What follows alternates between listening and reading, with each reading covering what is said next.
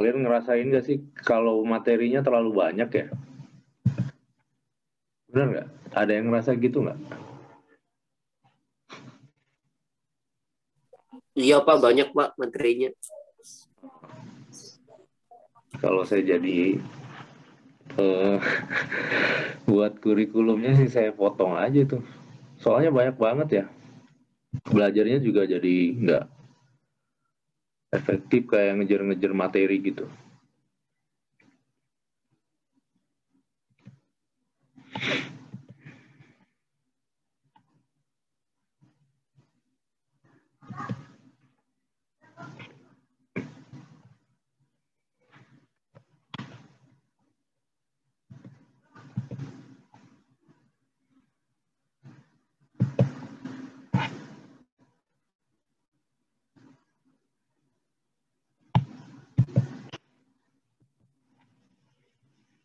Hmm, sudah kelihatan ya screen share saya?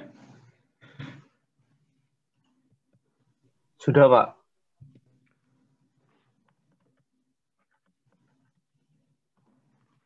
Ini pertemuan kita kali ini membahas tentang persiapan pemeriksaan.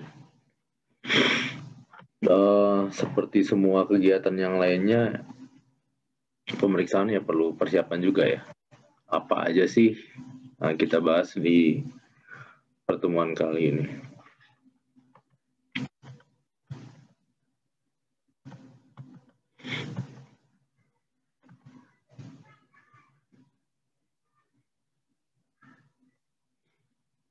Jadi sebelum SP2 terbit, memang sebelumnya banyak sekali yang harus dipersiapkan, terutama biasanya bagi supervisor ya. Kalau di KPP yaitu membuat audit plan dan audit program. Nah, audit plan dan audit program ini butuh data-data pendukung yang bisa didapat dari baik data internal maupun eksternal, dan juga misalnya pengamatan atau observasi di lapangan ya mengenai wajib pajak. Kalau sekarang sih observasi itu sebagian besar dilakukan melalui internet ya, pengalaman saya. Jadi memang kan SP2-nya belum terbit, jadi kita nggak bisa sih pergi ke lapangan wajib pajak.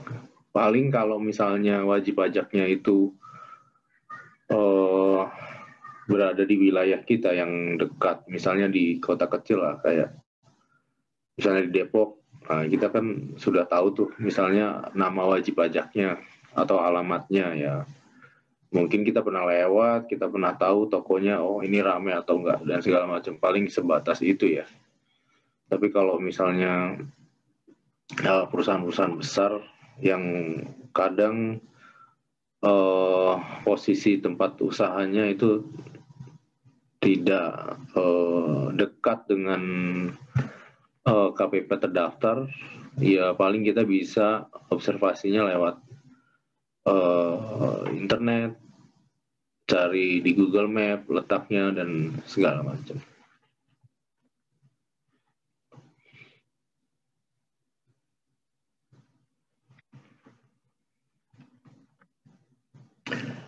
Ya tujuannya ya agar pemeriksaan yang kita lakukan bisa efektif dan efisien. Jadi dengan adanya persiapan ini, kita sudah tahu apa yang kita lakukan nanti di lapangan atau di kantor. Jadi begitu wajib pajak diundang dan datang, kita sudah tahu kira-kira fokus pemeriksaan kita ada di mana, berdasarkan rencana dan program pemeriksaan yang dibuat oleh supervisor ya. Jadi persiapan pemeriksaan ini fokusnya adalah persiapan yang dilakukan sebelum pemeriksaan.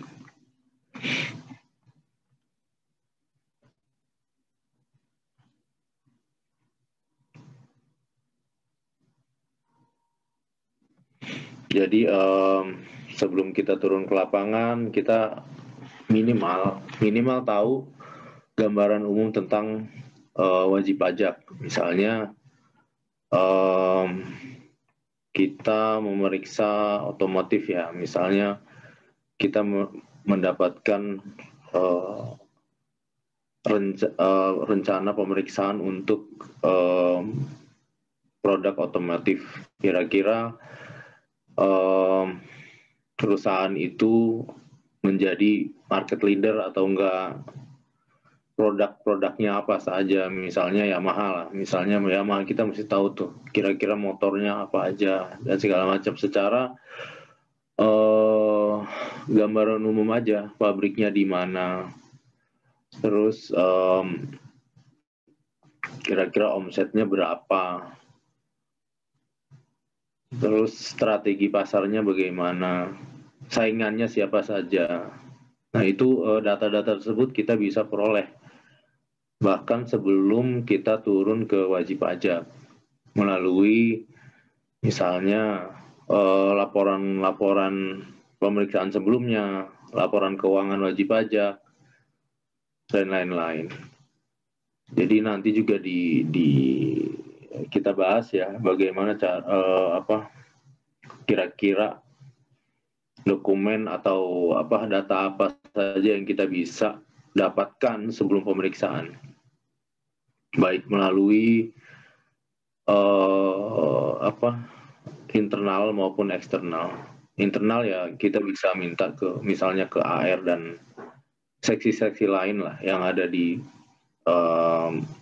KPP.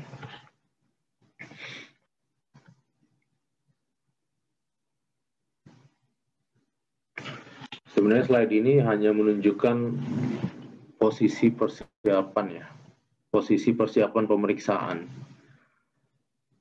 Jadi sampai dengan pemberitahuan pemeriksaan lapangan dan sampai dengan pemberitahuan pemeriksaan lapangan atau panggilan dari pemeriksaan kantor, tentunya banyak sekali persiapan yang harus kita lakukan. Jadi kalau misalnya kita ingin mengunjungi wajib pajak itu kan di SE 10 dan sebagainya, di SE 10 tahun 2017 itu banyak sekali formulir ya. Misalnya menyiapkan formulir berita acara, menyiapkan misalnya fakta integritas dan lain-lain.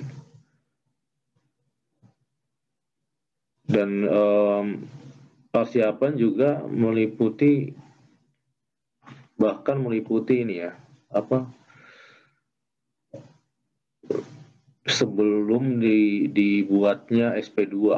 Jadi di sini supervisor nih sebenarnya sudah bisa meminta kepada ketua tim dan anggotanya untuk menyiapkan bahan-bahan ya, menyiapkan bahan-bahan sehingga dia bisa membuat audit plan berdasarkan bahan-bahan tersebut.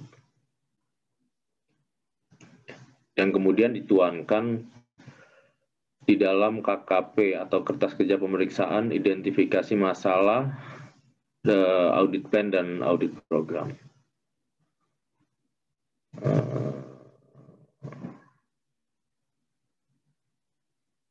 SP2 ini surat perintah pemeriksaan ya, SPPL ini surat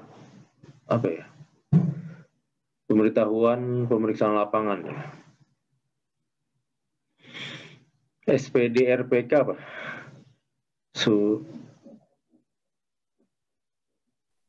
Surat panggilan dalam rangka pemeriksaan kantor, Pak. Oh, surat panggilan ya. Kalau berarti SPPL juga surat panggilan juga ya? Bukan, Pak, surat pemberitahuan pemeriksaan lapangan. Ya. Oh iya, biasanya kalau kita awal-awal itu dapat SP2. SP2 ini biasanya kita ya surat perintah ya menunjuk tim. Kalau SPPL itu biasanya nomor suratnya SPEM.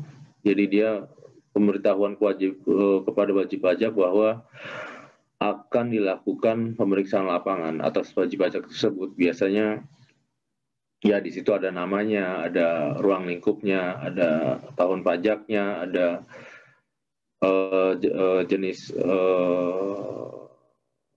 jenis pajaknya, ada alasan pemeriksaannya biasanya di situ. Berupa kode aja sih, kode pemeriksaan.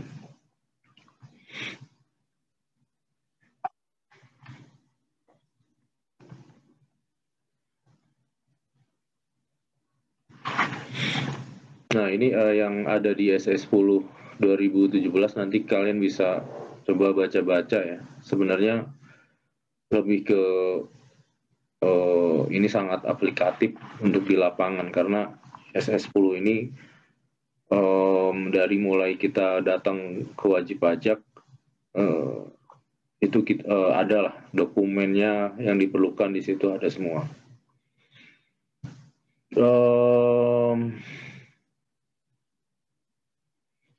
Kita bisa mempelajari data wajib pajak yang dilakukan di kantor. Jadi biasanya ini SP2-nya sudah keluar ya kalau gini. Jadi kita bisa melakukan wawancara dengan AR. Jadi kita bisa memanggil, misalnya ada AR dari wajib pajak tersebut, kita bisa panggil, kita lakukan wawancara, dan kita tuangkan dengan berita acara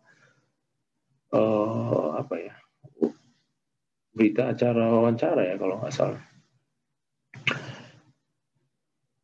Di situ kita bertanya kepada akun representatif mengenai usaha wajib pajak secara gambaran usaha wajib pajak secara secara umum.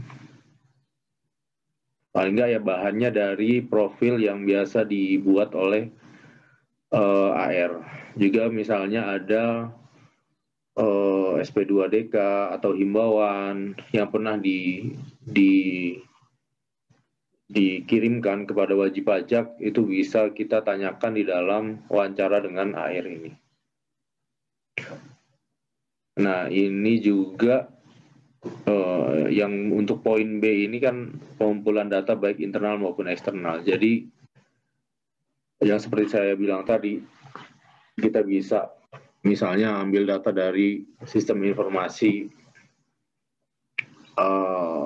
DJP, SI DJP, bisa juga browsing di internet ya. Untuk misalnya perusahaan-perusahaan TBK itu kan laporan keuangannya sudah bisa diakses ya. Atau untuk laporan keuangan dan SPT ini bisa kita minta kepada AR yang terkait dengan wajib pajak ini. Observasi lapangan, saya kira observasi lapangan ini bisa dilakukan ya kalau misalnya yang seperti saya sebutkan tadi, ya lokasinya dekat dengan KPP dan lain. Kalau jauh ya nggak bisa ya. Menyusun rencana pemeriksaan, audit plan dan audit program dan sarana. Ini sama sih, sama yang tadi ya.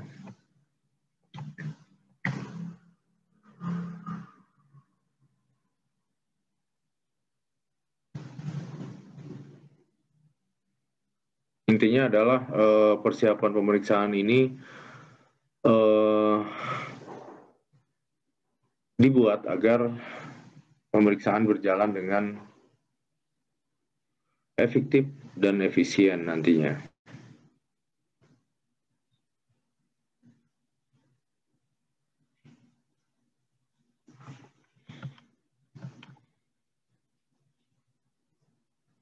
Ini sama aja lah.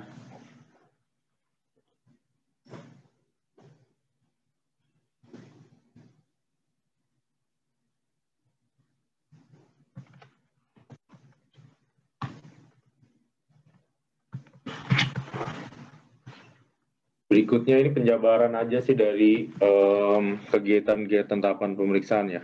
Dari A sampai G ini. Mungkin kita bisa bahas lebih lanjut.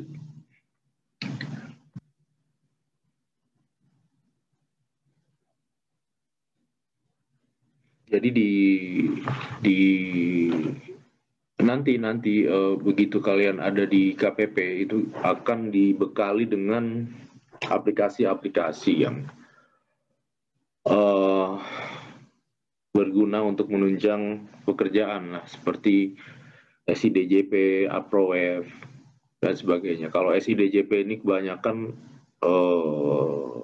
informasi standar lah dari wajib pajak dan juga pelaporan-pelaporan. Mungkin kalau APROWEF masih ada lah sedikit analisis, ekualisasi dan sebagainya di APROWEF ini. Seperti saya bilang juga, kita juga bisa memperoleh data eksternal ya, dari media massa, kependudukan, internet, alamatnya benar atau enggak, bidang usaha. Kita perhatikan misalnya di SPT KLU-nya benar atau enggak. Kadang-kadang wajib pajak ini malas mengupdate KLU ya. Jadi misalnya pada awal-awal dia mendaftar KLU-nya sebagai pedagang eceran, padahal kemungkinan misalnya selanjutnya dia memproduksi barang-barang untuk dijual. Jadi disinilah kita bisa merubah KLU dari wajib pajak.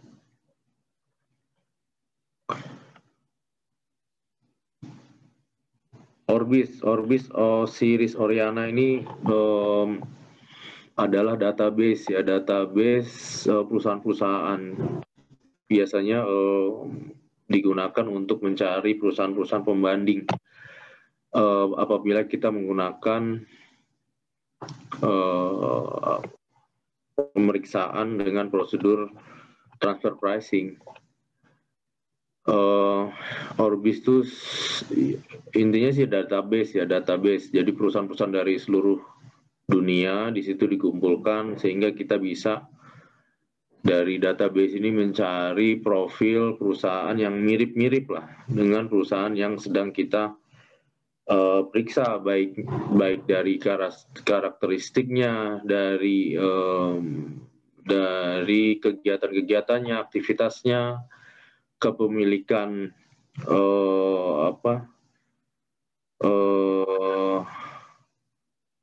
intelektual propertinya dan segala macam, itu kita bisa lihat. Tapi Orbis Oriana ini lumayan mahal ya, database ini. Kalau tidak salah kantor pusat pun sekarang tidak punya database untuk Orbis atau Oriana ini. Sebelumnya sih ada, tapi karena harus langganan mungkin jadi nggak dilanjutkan lagi.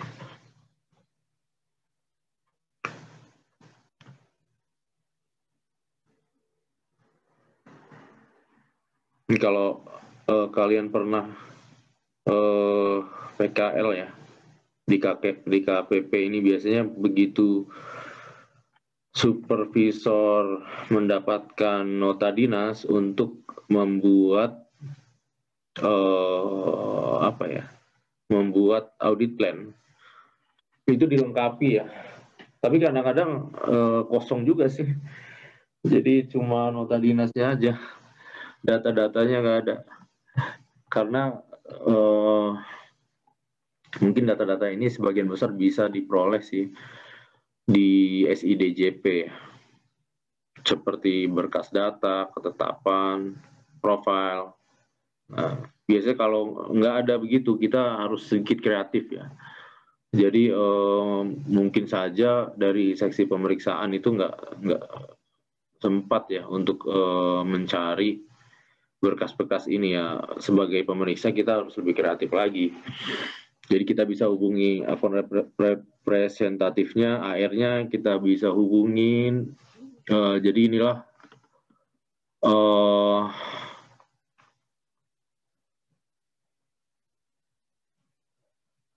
kita jadi memeriksa itu harus di kantor itu kita tidak boleh hanya peduli akan pekerjaan sendiri. Jadi harus mau bergaul ke seksi-seksi di sebelah, ke AR, ke seksi yang lain. Jadi disitulah nanti kita bisa berkolaborasi ya. Jadi kalau misalnya data-data seperti profil wajib pajak, analisis risiko, mungkin SP2DK yang sudah diterbitkan, himbauan yang sudah terbitkan, itu kita bisa minta langsung ke AR-nya ya. Atau misalnya KKP LHP yang sebelumnya. Tapi ini biasanya sudah dilampirkan ya, karena sekarang kalau tidak salah harus KKP dan LHP ini sudah secara mulai tertib ya, di-scan supaya bisa digunakan oleh pemeriksa-pemeriksa yang memeriksa wajib pajak itu selanjutnya. Terkait ini kumpul, maka kepala kantor melalui kasih pemeriksaan membuat nota dinas untuk supervisor dan ketua kelompok untuk membuat rencana pemeriksaan.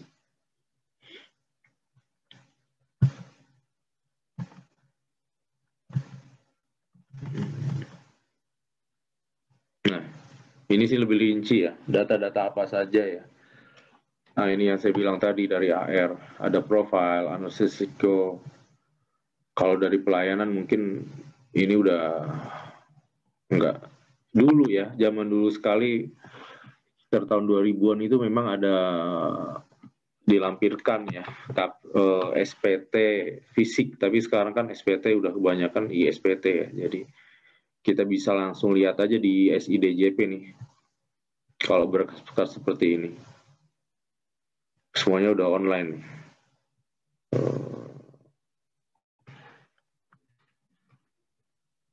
Nah, ini saya juga udah ceritakan tadi, kalau kita bisa mewawancara AR yang bersangkutan di wajib pajak untuk menceritakan profil wajib pajak secara umum, proses bisnis wajib pajak. Proses bisnis itu maksudnya adalah kegiatan usaha wajib pajak dari mulai proses procurement sampai ke penjualan ya. Ya, di situ juga mungkin kita bisa tanya gambaran usaha wajib pajak secara keseluruhan dan lain-lain. Misalnya gambaran di industri, persaingan, dan segala macam, itu bisa ditanyakan juga ke AR, karena biasanya AR ini mengawasi perusahaan-perusahaan yang sejenis, misalnya di KPP wajib pajak besar 1 itu kan semua perusahaan tambang ya dikumpulkan di situ. Kita juga bisa bertanya kepada AR ini mengenai analisis industri wajib pajak secara gambaran besarnya lah mengenai bisnis wajib pajak ini.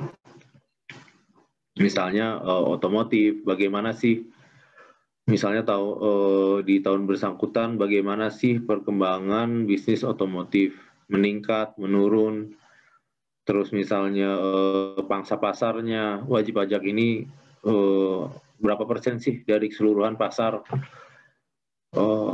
otomotif misalnya. Kan kalau misalnya kita jualan motor itu udah pasti pangsa pasarnya misalnya dikuasain sama Honda. Yang kedua boleh dibilang misalnya Yamaha, yang ketiga Suzuki. Nah, itu kita bisa pelajari. Gunanya adalah melihat perkembangan wajib pajak dari tahun ke tahun ya. Terus ada juga laporan keuangan, karena setiap SPT yang masuk itu udah pasti dilengkapi ya dengan laporan keuangan. Jadi AR ini biasanya dapat tembusan juga. Jadi mereka biasanya udah simpan tuh laporan keuangan wajib pajak untuk tahun yang bersangkutan.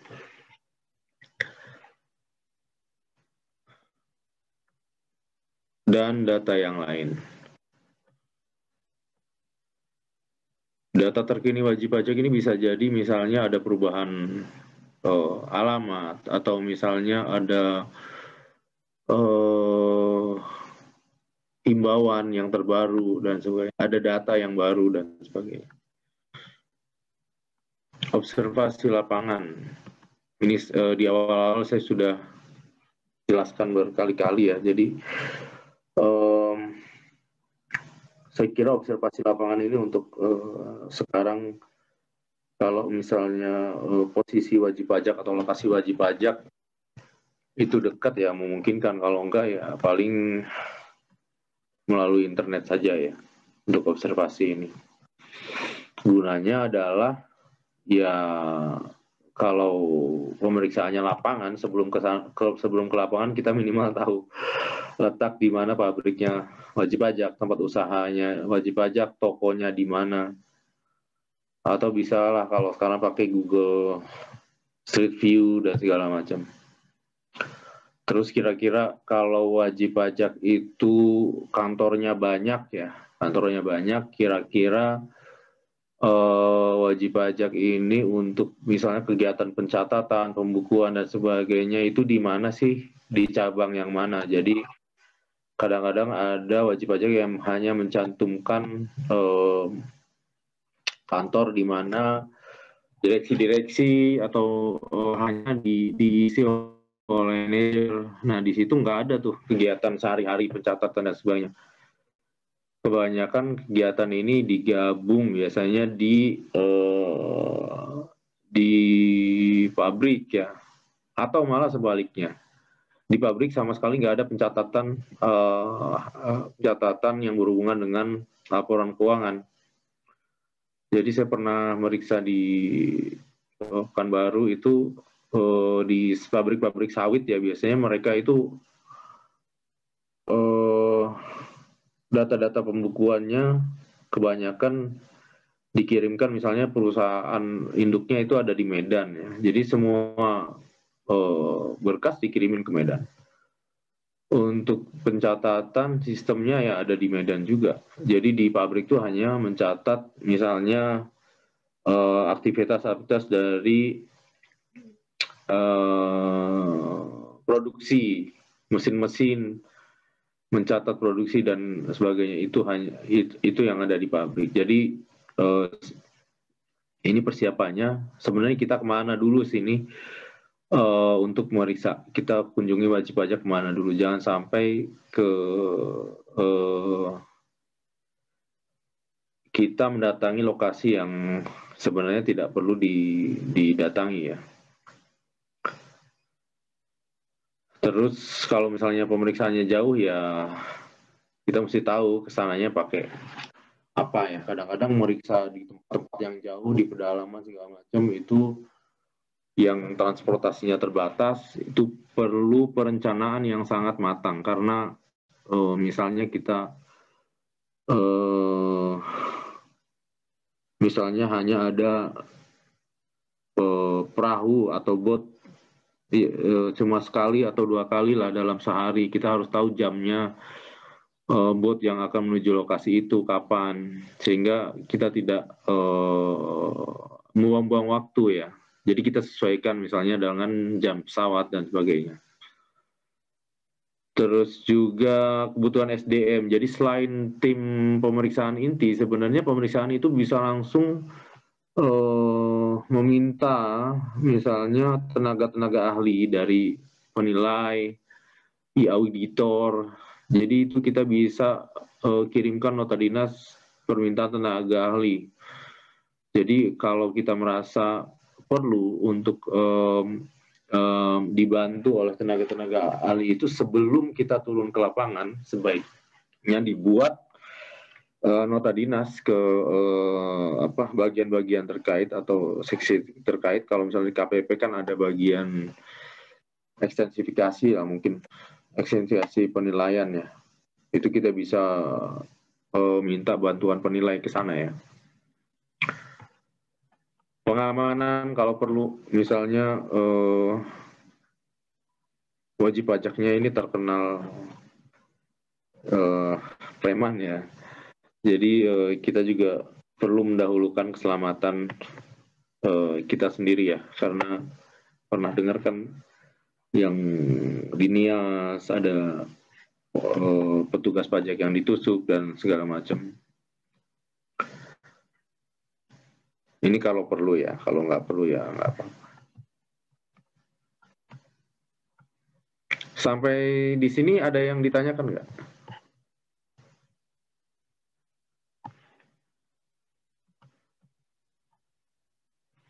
Oh ini satu lagi sih, analisis data keuangan wajib pajak.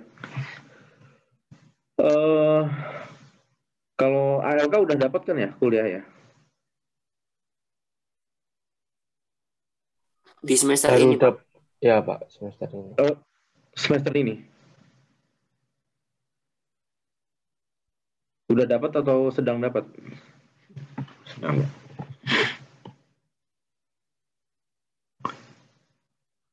Nah ini kita bisa lakukan ya analisis kuantitatif. Kalau saya secara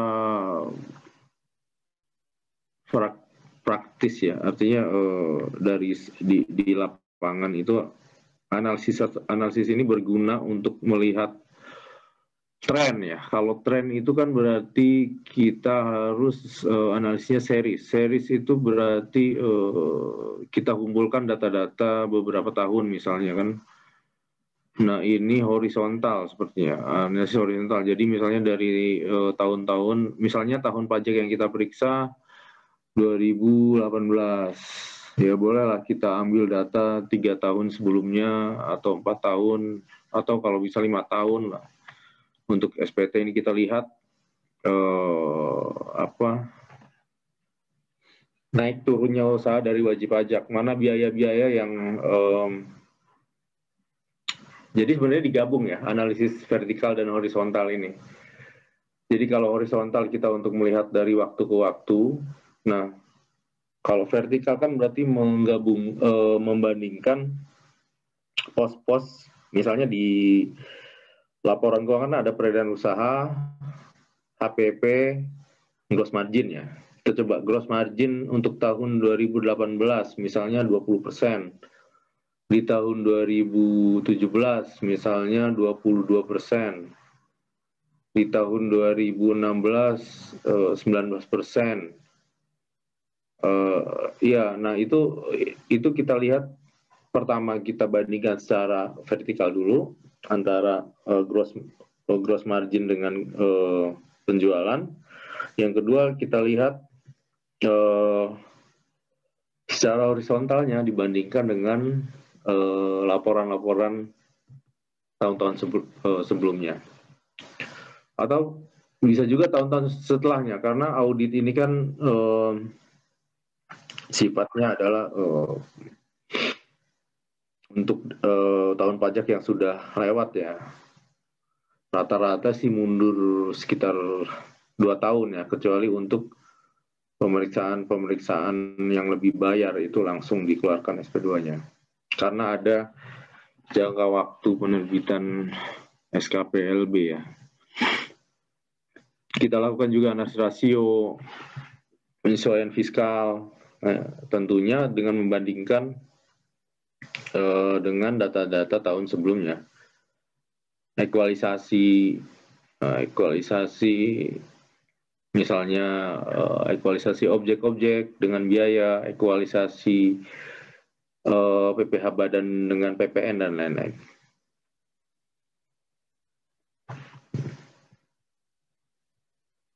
Nah dari analisis kuantitatif itu kita bisa terlihat tuh yang kira-kira perbedaannya mencolok mana. Misalnya biasanya gross margin 20%, atau ada yang anjlok jadi 15% atau 30%. Nah, itu kira-kira kita lihat lagi secara rinci di situ apa sih perbedaannya yang membuat perbedaan tersebut. Pos mana lah. Bisa jadikan misalnya bahan bakunya ada kenaikan harga, misalnya ada kenaikan upah, itu kita bisa perhatikan ya. Jadi kita juga bisa sesuaikan misalnya untuk perubahan-perubahan atau untuk perbedaan-perbedaan yang tidak terlalu mencolok, ya kita sesuaikan dengan misalnya kalau upah itu kan hampir setiap tahun selalu naik ya. Kira-kira misalnya UMR naiknya berapa persen sih setiap tahun? Misalnya 5%. Berarti ya kalau kenaikannya tidak melebihi itu ya kita anggap wajar ya. Tapi kalau misalnya terlalu jauh, berarti kan seharusnya ada diikuti juga oleh peningkatan peredaran usaha. Jadi intinya semua biaya, semua sumber daya yang digunakan oleh wajib pajak harus sejalan dengan peredaran usahanya ya. Jadi kalau ada penambahan di biaya pemasaran ya intinya ya dia harus naik lah peredaran usahanya. Kecuali ya ada misalnya kayak seperti tadi saya bilang ada pengaruh-pengaruh inflasi. Inflasi pun misalnya kita batasi lah, misalnya 5%, 10%. Nah, di luar itu udah pasti kita harus tandain tuh. Sehingga nanti kita bisa catat ya. Catat masalah-masalah yang ditemukan dan kita bisa perhatikan nanti di dalam membuat audit plan dan audit program. Nah, riwayat keberatan, banding, PK, kita pelajari juga tuh dalam rangka persiapan pemeriksaan. Nah, kalau ini saya udah jelasin tadi ya, dengan melakukan analisis horizontal, vertikal, dan lain-lain, rasio. Sampai sini ada pertanyaan nggak? Atau ada yang kurang jelas?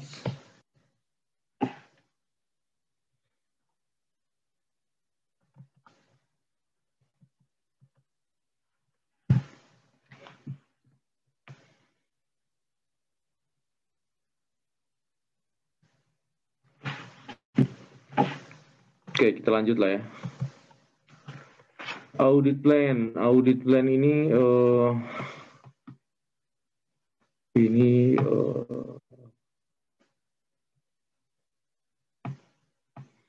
audit plan itu sesuai namanya ya, audit plan. Plan itu rencana kan. Jadi namanya rencana itu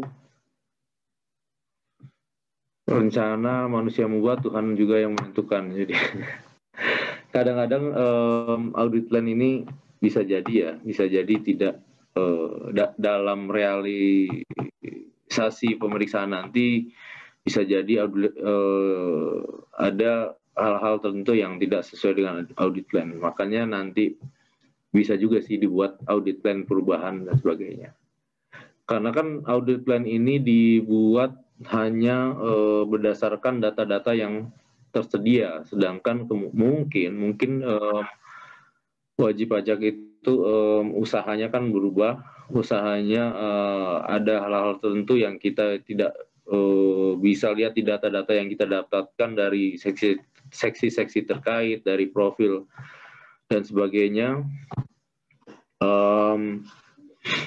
yang tidak terungkap di situ. Jadi bisa jadi nanti audit plan ini berubah. Untuk audit plan sendiri startnya di LP2. LP2 itu apa ya singkatannya? Saya lupa.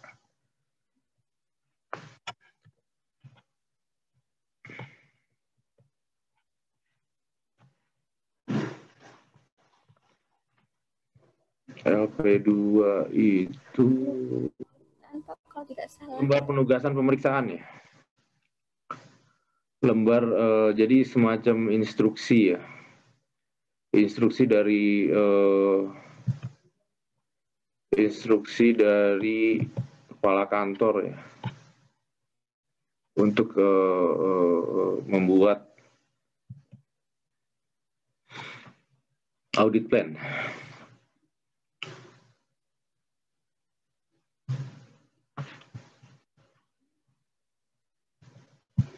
Nah, dari sini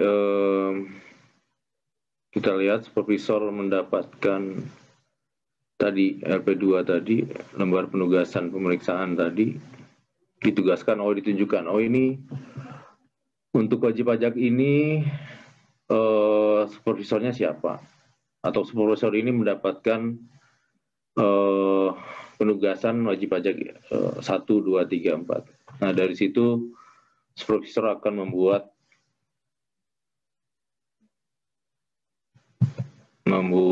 kertas kerja pemeriksaan. Nah, ND-nya itu harus dibuat maksimal 7 hari ya setelah ND penunjukan tadi diterima oleh supervisor.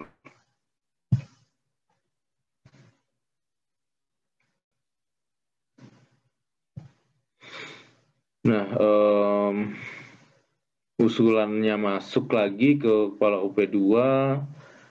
Nah, setelah usulan audit plan tadi masuk ke kepala kantor lalu menyetujui audit plan-nya, maka dibuatlah SP2. Jadi SP2 ini harus terbit, maksudnya audit plan-nya harus dibuat dulu ya sebelum SP2 kita terbit. Nah, setelah SP2 terbit, baru pemeriksa bisa menjalankan tugasnya sebagai pemeriksa. Tergantung SP2-nya, nanti kita diberikan kewenangan untuk menjalankan pemeriksaan lokasi, bukan lokasi, pemeriksaan lapangan ataupun pemeriksaan kantor. Nah, kalau pemeriksaan lokasi ini misalnya ada wajib pajak yang cabangnya banyak ya.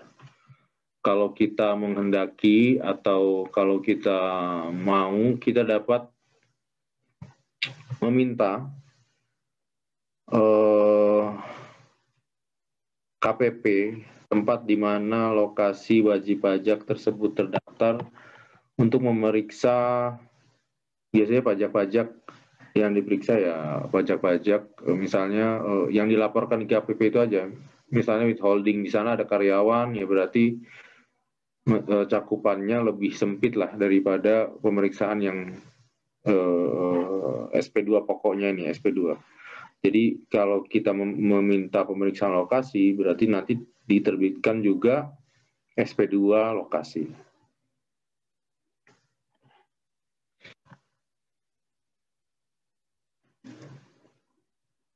Nah, ini yang ada di audit plan ya. Apa aja sih yang ada di audit plan? Ada identifikasi masalah, ada tanggal selesai. Nah, ini formatnya sudah baku ya. Jadi kita tinggal isi aja. Kalaupun misalnya yang kita perlukan tenaga ahli, kita lah isi tenaga ahlinya. Kalau jatuh tempo ini ya kita sesuaikan dengan misalnya lapangan, pemeriksaan lapangan, pemeriksaan kantor, kita sesuaikan jangka waktunya, kita isi tanggalnya. Jenis pemeriksaan juga begitu.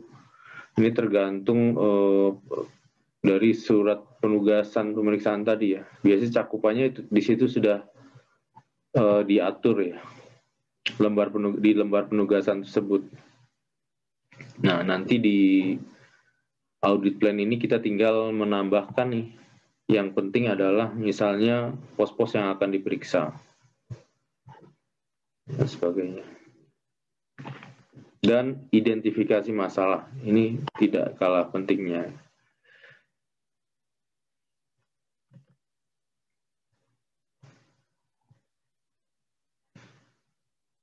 Nah, ini seperti yang saya bilang tadi, identifikasi masalah.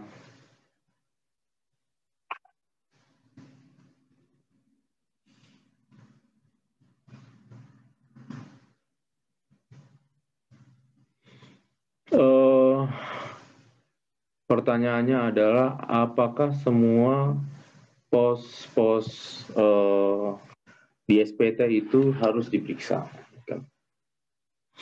Nah, disinilah peranan supervisor lah. Artinya kemana arah pemeriksaan, mana-mana pos yang diperiksa berdasarkan data-data yang didapatkan sebelumnya, itu bisa direncanakan terlebih dahulu, sehingga boleh jadi tidak semua pos diperiksa. Jadi pos-pos yang material aja, misalnya untuk HPP yang diperiksa hanya pos pembelian. Nah, pembelian pun bisa lagi misalnya dirinci lagi. Misalnya pembelian, kan biasanya pembelian ada impor dan lokal ya. Misalnya impornya sangat signifikan. Kita bisa menitik beratkan ke pemeriksaan impor ya, untuk pos pemeriksaan impor. Berarti kan nanti kita tulis HPP garis miring pembelian garis miring pembelian impor. Nanti kita ada. Nah, identifikasi masalah ini dasarnya apa sih?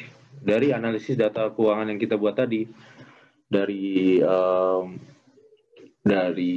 rasio vertikal, rasio horizontal, rasio keuangan. Nah, itu dari situ kita memutuskan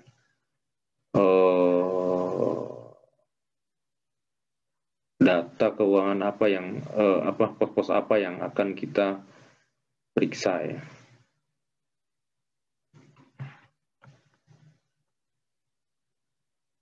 Nah, ini ada. Ini saya kira tinggal mengikuti saja, karena audit plan ini kan udah ada SE-nya ya. Jadi di situ sudah lengkap urutan-urutannya apa yang harus kita lakukan. Ini ada langkah-langkahnya. Analisis rasio data keuangan. Kita buatlah analisis rasionya, semua rasio keuangan. Juga analisis tren, benchmarking, industri. Ini kita bisa dapatkan datanya dari, kalau nggak salah, DJP pernah merilis ya, total benchmarking. Saya lupa sih tahunnya tahun berapa, tapi kebanyakan sih tidak terlalu banyak berguna ya sebagai acuan. Hanya saja bisa jadi bahan masukan aja sih untuk mengidentifikasi masalah ini.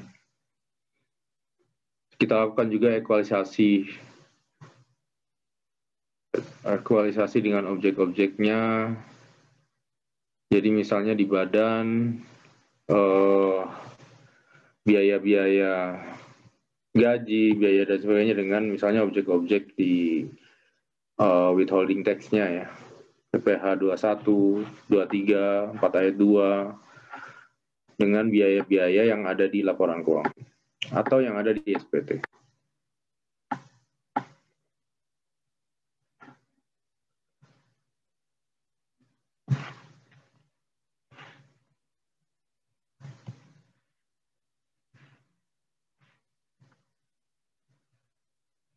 Kita juga bisa menggabungkan data-data yang lain yang kita bisa dapat ya untuk benar-benar mengidentifikasi sebenarnya pos-pos mana saja yang perlu diperiksa untuk wajib pajak yang sedang kita buat rencana pemeriksaannya.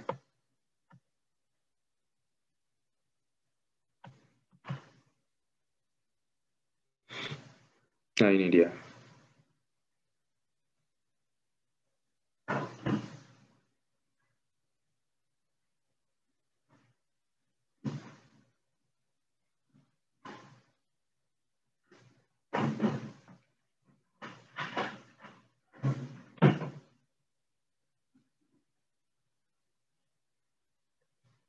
Nah, data-data ini seperti data keuangan dan segala macam itu kita bisa isi ya dari laporan keuangan wajib pajak dan data profil. Nanti mungkin kita bisa lihat contohnya ini ya. Jadi semacam uraian-uraian aja sih kalau misalnya uraian ini kita bisa buat kalau kita membuat analisisnya. Kalau tidak kita buat analisisnya, nggak mungkin kita bisa membuat uraian-uraian ini. Misalnya ini ada, nilai persediaan akhir mengalami kenaikan sebesar 12%. Data ini akan mendukung penjualan dan keberadaan persediaan secara fisik menyangkut masalah volume dan penyimpanan. Nah, ini kan maksudnya apa? Jadi berdasarkan misalnya laporan keuangan. Di laporan keuangan itu biasanya ada persediaannya. Persediaan kita bandingkan dengan tahun lalu, ternyata meningkat 12%. Kalau persediaan meningkat itu kan otomatis kita memerlukan space, tempat menyimpan ya, space yang lebih ya. Apakah ada peningkatan space atau misalnya space yang sebelumnya belum digunakan secara maksimum. Jadi itu kita bisa perhatikan ya. Kalau misalnya dari situ ada peningkatan persediaan, kita sangka kita perkirakan berarti butuh tempat penyimpanan baru dong. Dari sini kita bisa berarti mungkin ada PPN membangun sendirinya gitu kan, atau misalnya kita menemukan adanya kenaikan utang bank sebesar 9%. Berarti kan kalau utang bank naik itu kan otomatis misalnya biaya bunganya naik. Nah, kalau biaya bunga ini benar nggak sih utang yang dipinjam oleh wajib pajak digunakan untuk kegiatan usahanya, ataukah misalnya ternyata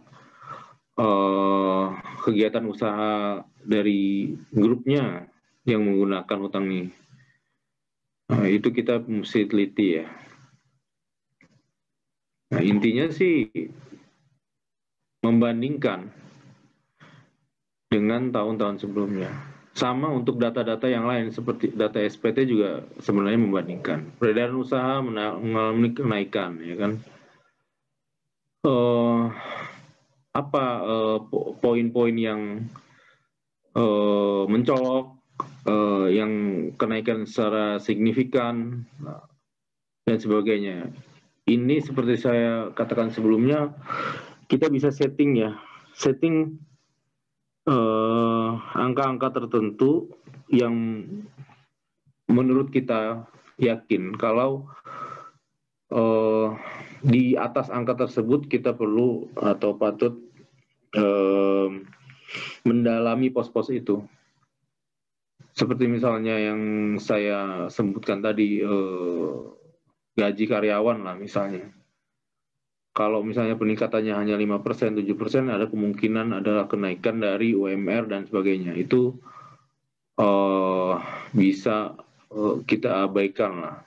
Tapi kalau kenaikannya misalnya 20%, 30%, dan melewati batas yang menurut kita wajar, itu kita bisa lakukan pemeriksaan yang lebih lanjut untuk pos-pos tersebut. Begitu seterusnya untuk SPT dan segala macam.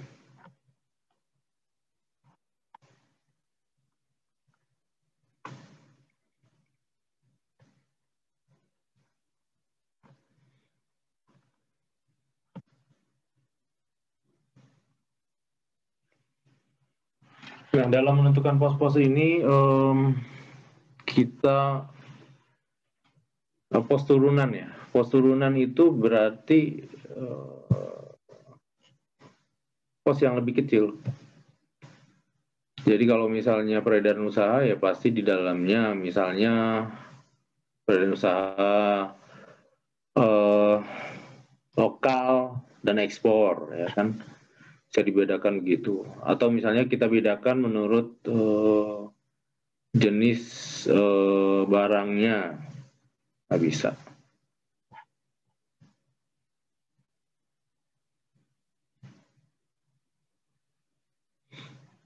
Untuk pemeriksaan all taxes, semua jenis pajak harus diperiksa. Artinya, tapi untuk pemeriksaan yang satu jenis pajak ya kita tidak bisa memeriksa jenis-jenis pajak yang lain. Dan untuk pos-pos di SPT sendiri, pos peredaran usaha itu wajib diperiksa. Jadi tidak bisa kita hanya misalnya langsung loncat ke pos HPP aja, harga pokok aja nih, ya kan. Peredaran usahanya kita percaya aja ke wajib pajak. Ini nggak bisa ya, kita mesti cek peredaran usaha ini. Kredit pajak juga harus tetap dilakukan. Kalau di badan kan kredit pajak itu ada PPh, mungkin kredit pajak 22, PPh pasal 22 impor ya. Terus PPh pasal 23 yang dipotong oleh pihak lain. Ada juga misalnya PPh apa lagi? PPh pasal 25 ya. Itu kita mesti cek pembayarannya, jumlahnya harus benar-benar dicek. Nah, ini dia yang saya ceritakan tadi. Pos turunan itu pakai garis miring. Ojek PPh pasal 23 garis miring sewa.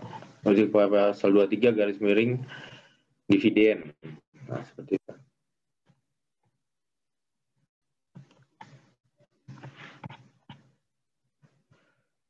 Ada yang ditanyakan?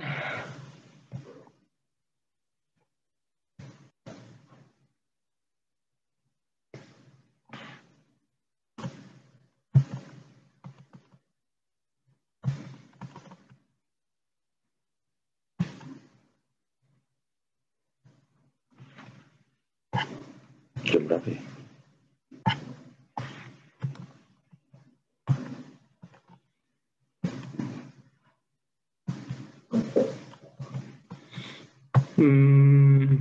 Ada rencana pemeriksaan, ada juga program pemeriksaan. Jadi memang semacam apa ya, rincian lah. Jadi kalau misalnya kita sudah tentukan masalahnya, identifikasi masalahnya, kita sudah tahu pos-pos apa yang akan diperiksa, ya kita buat aja rencananya, ya kan. Nah setelah dibuat rencana pasti kita buat pelaksanaan yang lebih real. Kira-kira untuk memeriksa pos-pos ini apa sih, ya kan? Apa yang harus dilakukan sih? Itu nanti dimasukkan ke dalam program pemeriksaannya.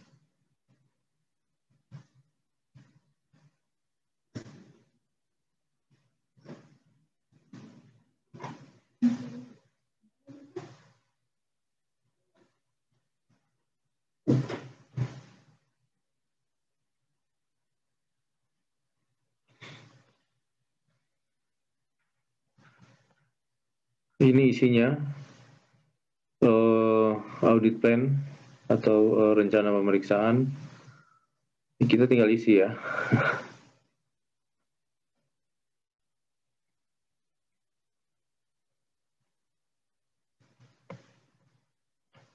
Kalau nggak salah untuk kriteria jenis pemeriksaan dan segala macam ini harusnya sih sudah ditentukan ya di lembar penugasan sebelumnya ya. ruang lingkup juga.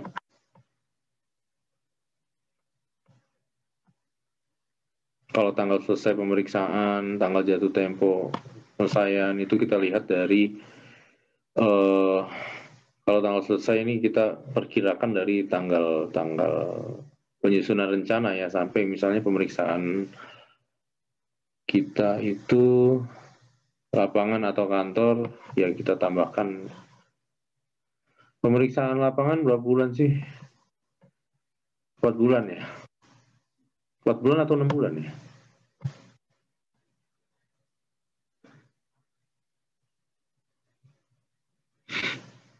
Nah nanti kalau jatuh tempo ini yang mesti kita perhatikan benar-benar nih.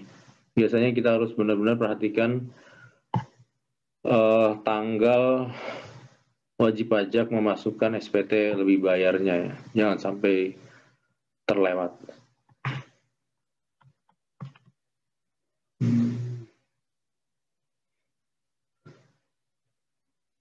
Bahkan kita lihat rencana pemeriksaan ini juga memasukkan hasil pemeriksaan sebelumnya. Ya, seperti saya bilang tadi, kita bisa meminta KKP maupun LHP untuk tahun-tahun sebelumnya.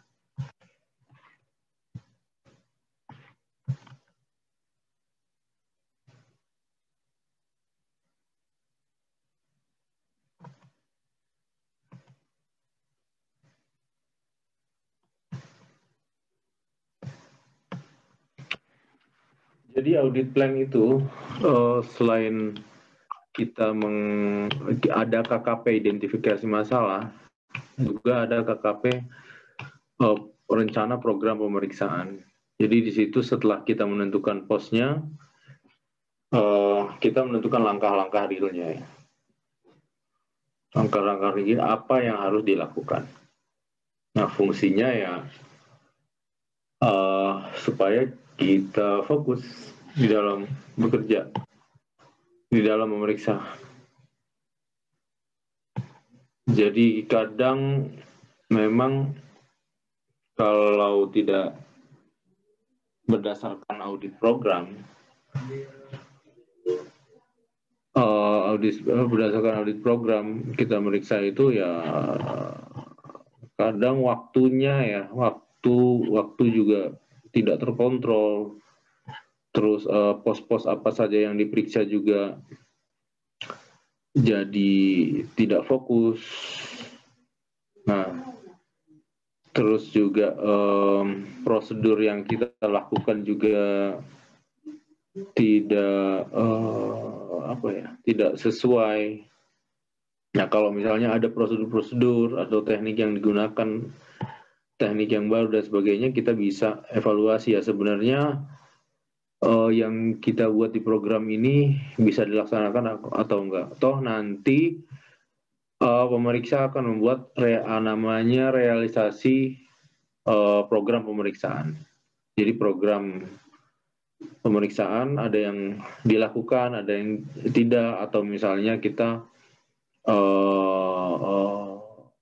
memasukkan teknik pemeriksaan baru, teknik dan prosedur pemeriksaan baru, itu juga bisa ya.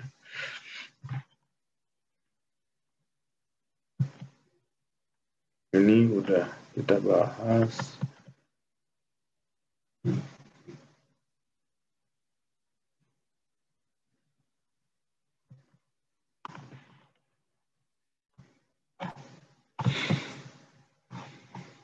Ini kadang-kadang bikin bingung ya untuk meminjam apa sih, dokumen apa yang mesti kita pinjam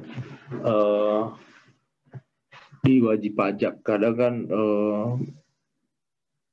wajib pajak itu dokumennya bentuknya beda-beda ya. Apalagi jenis usaha wajib pajak juga kan bervariasi.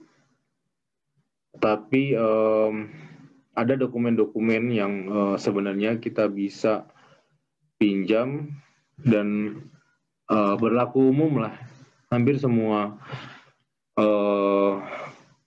perusahaan yang melakukan pembukuan punya, ya kan?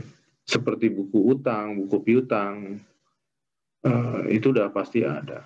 perjanjian-perjanjian dengan supplier, perjanjian-perjanjian dengan konsumen, perjanjian-perjanjian dengan vendor-vendor penyedia jasa, perjanjian dengan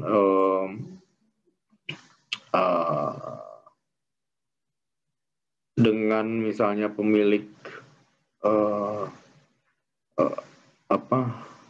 penyewa dan segalanya, itu sudah ada. Jadi itu kita bisa pinjam berdasarkan program pemeriksaan yang kita buat.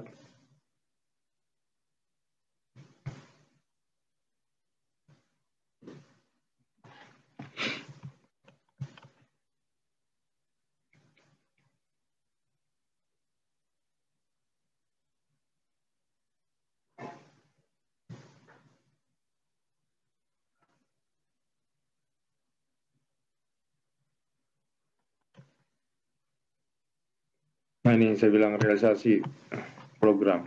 Jadi memang ada program pemeriksaan yang kadang tidak bisa kita lakukan di dalam realnya pada saat memeriksa, ya kita buatkan.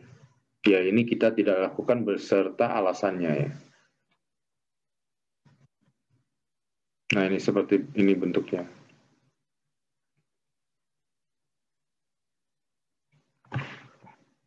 Nah, ini kan lucu nih. Tidak dapat dilaksanakan karena tidak tersedia SPPD. Jadi nggak bisa mengunjungi wajib pajak karena nggak punya ongkos.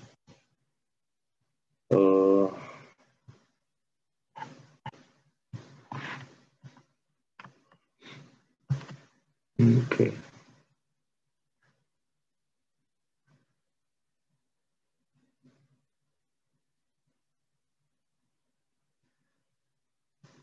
Ini sebenarnya saya udah singgung ya di awal bahwa setelah SP2 kita terima itu kita harus memastikan kita menyiapkan dokumen-dokumen yang diperlukan nanti di tempat wajib pajak apabila kita melaksanakan pemeriksaan lapangan atau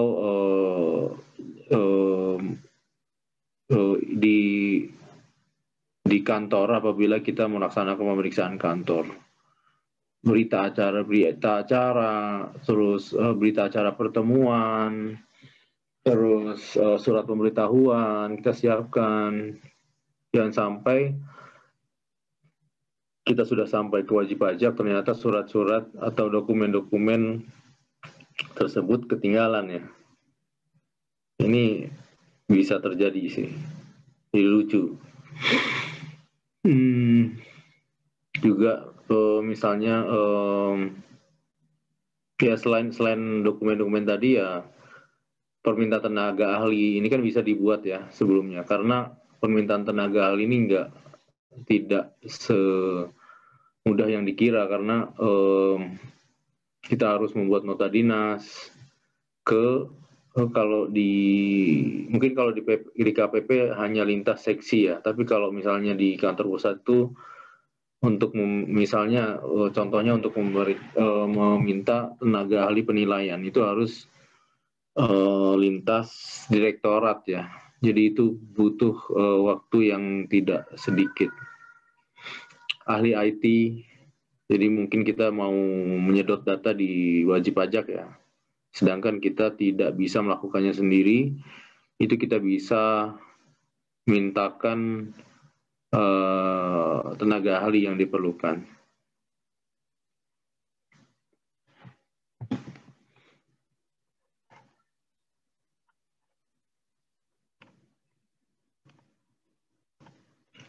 Sepertinya sudah selesai. Ada pertanyaan nggak?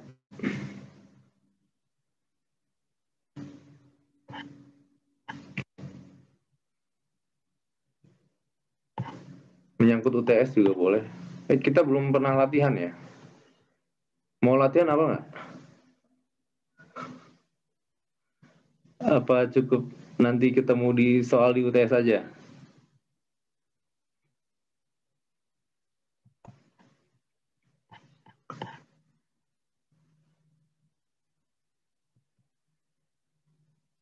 Kalau soal UTS itu biasanya dikumpulkan lagi atau diambil ya? Kalau online gini bisa di-download, Pak. Oh, bisa di-download. Iya, Pak. Ada ya? Soal UTS yang sebelumnya gitu.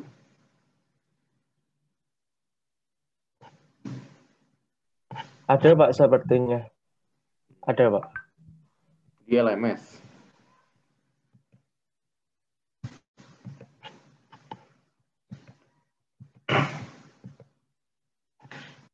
Kalau di LMS sepertinya belum ada, Pak, untuk yang soal UTS-nya. Adanya di mana? Biasanya carinya di ini, Pak. Di kayak di KMP gitu. Apa? Drive-nya dari angkatan gitu, Pak. Biasanya ada. Oh, ada ini adalah ini ya apa? Kalau soal yang tahun sebelumnya kalian udah pegang? Dari mana tuh?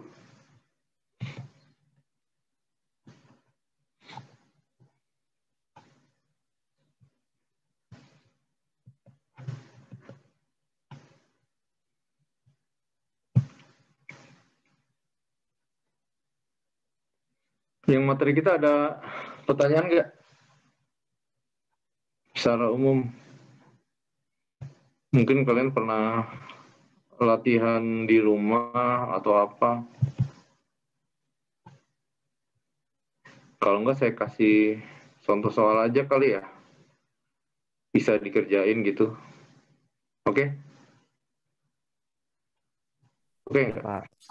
Nah, Baik, Pak. ini kalau tatap mukanya sih kita udah bisa itu ya, udah bisa selesai ya, kalau nggak salah. Sudah, Pak. Sudah Sejam minimal lebih 1 ya. jam, Pak. Oke, berarti kita lanjutkan di WA aja ya nanti ya, mungkin soal-soalnya. Paling soalnya yang penting itu adalah biasanya apa ya? eh, Uji keterkaitan semacam itu sih ya. Jadi saya coba cek deh. Soalnya kalau soal-soal gitu kalau kita nggak latihan dulu mungkin agak bingung juga jawabnya kan. Oke, kalau nggak ada pertanyaan kita bisa akhiri ya untuk pertemuan kali ini ya. Nanti kita lanjut, belum sih, belum diakhiri. Kita lanjutin di WA aja ya. Aduh, saya belum moto nih. Eh, Masuk semua kan?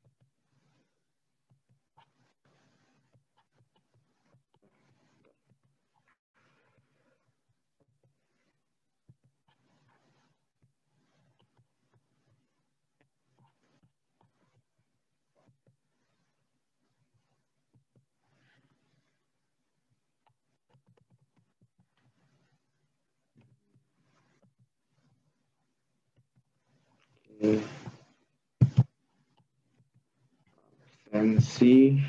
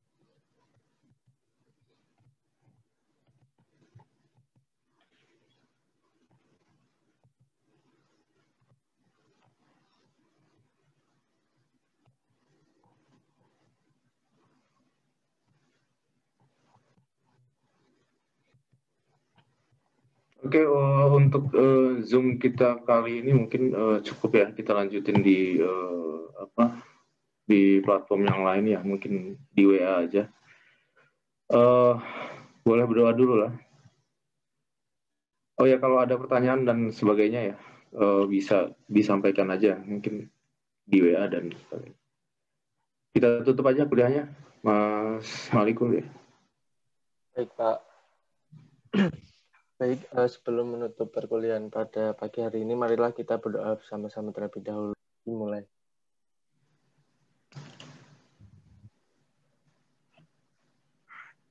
Cukup, terima kasih. Terima kasih atas perhatiannya semua ya. Semoga bermanfaat.